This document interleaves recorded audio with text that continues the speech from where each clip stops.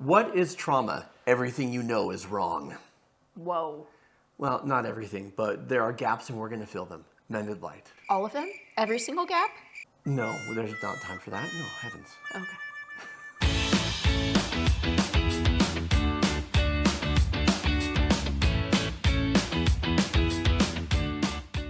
Okay, since you've started it, Hotshot, what is trauma? I'm glad you asked. Okay, look, there's the DSM-5 definition of trauma. The DSM-5 is the big manual of mental disorders, right? And it defines trauma specifically as something life-threatening. Yeah. Right? Your life is threatened, you're in immediate danger, or you witness something violent or the death of someone, like big things that everyone looks at and go, yeah, trauma. Yeah. We're going to expand that definition to include other things. A trauma is an event or a series of events that rob you of your sense of safety. So often what this looks like is, I thought my world was safe, and now I realize that it's not, right? Yeah, and something happened. Other times, I never had the experience of I thought my world was safe, right? In the case of repeat childhood traumas, I never had the chance for a sense of safety to really settle in. Yeah. Well, and that's the difference between having a trauma happen and then needing to, and having the ability to return to a place of safety because you had one before versus not having a place of safety to return to because you never had it. Yes. And where we're expanding our definition of trauma along those lines is because there are so many things that could happen that trigger a trauma response. Yeah. Because it's not just physical safety. It could be emotional safety, relational safety, mental health safety, like all sorts of things.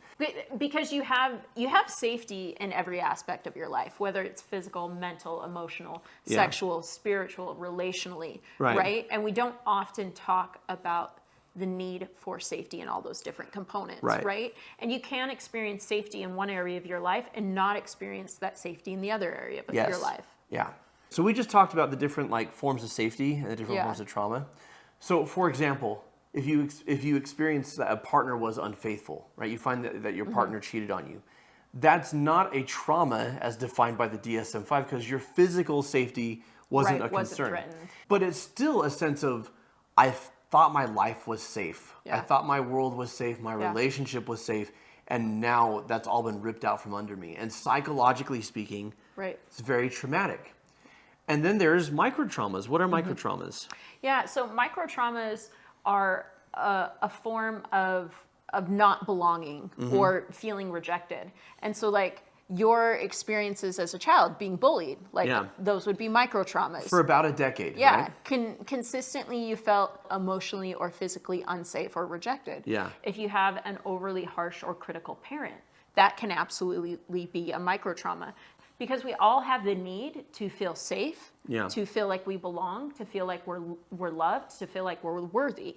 And so having any sort of event that pushes up against that or shakes that foundation in a large way or a small way is a trauma or a microtrauma. And the way I phrase it is, if I punch you in the shoulder once really hard, or 100 times moderately hard, the bruising is going to be about the same, right? And make that relationships or psychological or emotional, it's a very similar thing. And how we respond to trauma as people is through avoidance and through fear, right? So we experience a trigger, something that reminds us of what we went through. And we experience panic. We experience our heart pounding, our breathing speeding up. Sometimes we go into full-blown panic attacks, or sometimes it's just an intense desire to avoid, to get out, to escape. That can all be summed up as fight, flight, fawn, freeze, right? And our body is hardwired to respond to trauma in one of those ways. And I think most people know flight, I'm going to escape, fight, I'm going to lash out, freeze, I don't know what to do, I'm panicked. But what is fawn? What does that mean? Yeah, so if you're fawning, that's a form of people pleasing or taking responsibility for things that aren't your responsibility, right? Right. To just be like, oh, it's my problem, or I'm so sorry, or let me fix it. Because if I fawn, I'll be accepted. Because if I fawn, maybe the anxiety-producing situation can be diminished. Yeah. You know, Alicia, this type of avoidant, fearful behavior and response to our traumas or to our triggers reminds me of a book that we covered on our podcast on our membership site, The Choice by Dr. Edith Eger. For those who haven't read the book, the very short version is as a teenager, she survived Auschwitz. And later went on to help people face the things that are traumatizing, the things that they're afraid of, the things that they would rather avoid.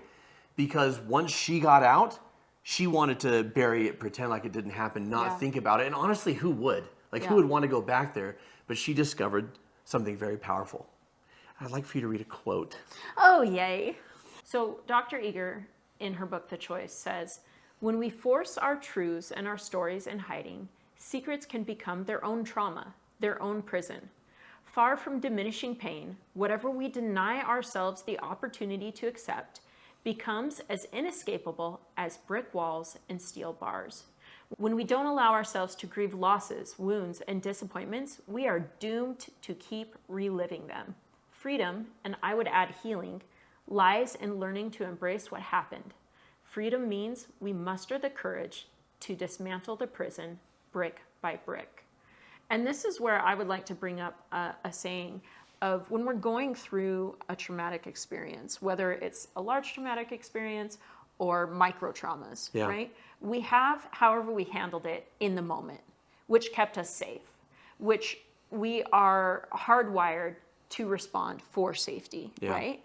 And what so often happens is we keep responding that same way to any threat that reminds us of that initial threat, right? To any trigger. And so what used to keep us safe is now keeping us stuck.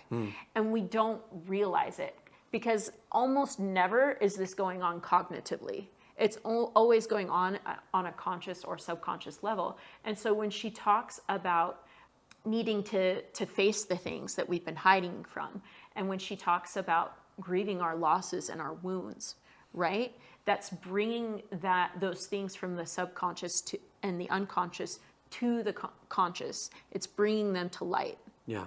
Well, and once things are brought out into the light, we can deal with them. We can manage them. And that's going to be what we discuss as we go on in this 3-part video series about trauma. This is the first video, just talking about what it is. The reason we respond the way we do to trauma is because, as Dr. Eger says in her book, we are hungry for approval, attention, and affection. Well, and the way that I would put that is that we are yearning for belonging and acceptance and real love. We want to know in our heart and in our mind that we belong and are worthy and valued just as we are. And so often, all of us have life experiences that teach us the opposite. And we don't realize those life experiences are teaching us the opposite. And so that's part of the unlearning opportunity that we have with these traumas and these micro traumas, is to unlearn what we thought those experiences taught us. And what we thought those experiences taught us is that we don't belong, or we're unlovable, or we're unworthy. The opportunity in healing from trauma is to reconfigure our beliefs around those experiences. 100%. So here's what we want to know. How did our expanded definition of trauma land with you? Does it resonate? Let us know in the comments below why or why not.